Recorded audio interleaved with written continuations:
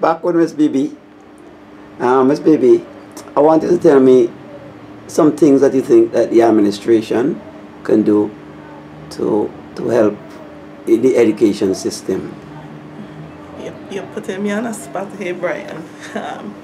Yes, well, you just come out of the system, you can clearly talk now, you know, and the thing in St. Vincent is that people are saying that everybody is criticizing the government, everybody's criticizing the authority, but they don't have solutions. I mean, quite frankly, the education revolution ain't working.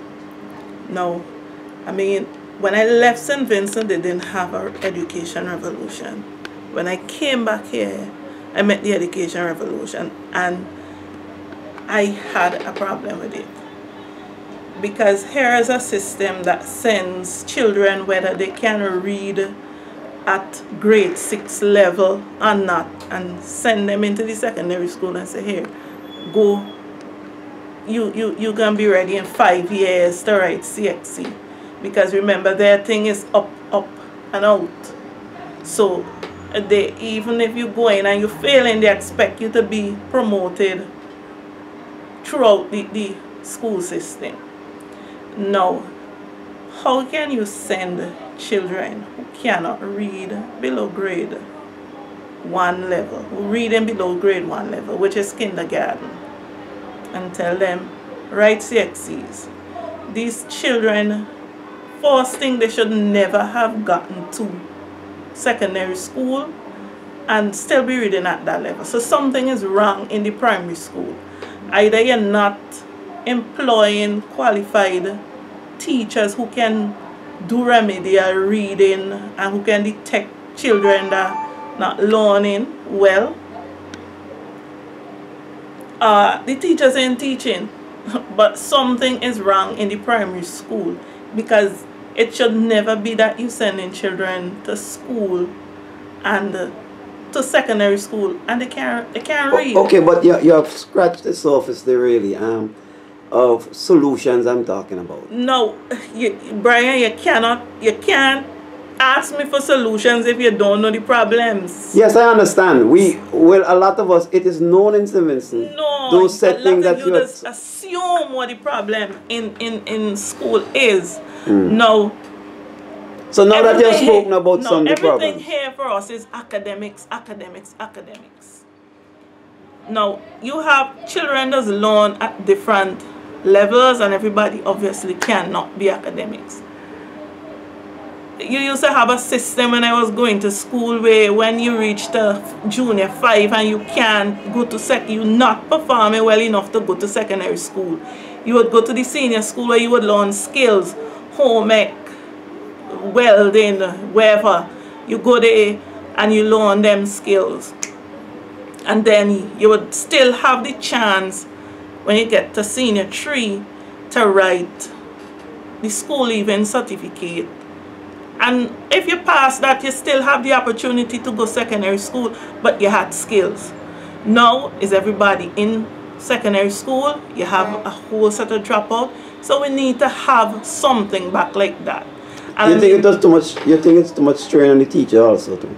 To do what? To be teaching so much people, because there's more people in the classroom now. No, it ain't much strain on the teachers, because the problem is not whether it's a strain on the teachers or not. The problem is that you have too many weak students in the system that keeping back those who would progress further. Oh, that is straight. That is strain that you must say keeping back.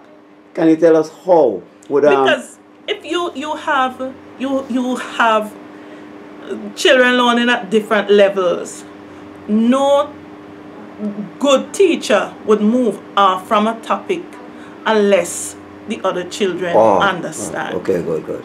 So I don't know much about teaching. No good teacher would do that. Yes.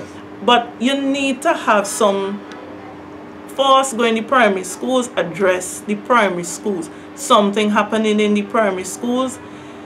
Teachers need training, something. But the children, you can't have it that children reach secondary school and can't spell ice. And this is something I have experienced. A student cannot spell ice. But you had told us, in fact, we read in the newspaper, what you having some connection with Barbados. Is the system in Barbados much different than that in St. Vincent? Well, the system in Barbados is really different because, like when, for example, my son came back here, he was in Farm 5 in Barbados doing a mix subjects. He was doing music, he was doing home ec, he was doing what else he was doing? Food and nutrition. He was doing welding. He was, because, and what I don't understand is why did not the Ministry of Education not selling it.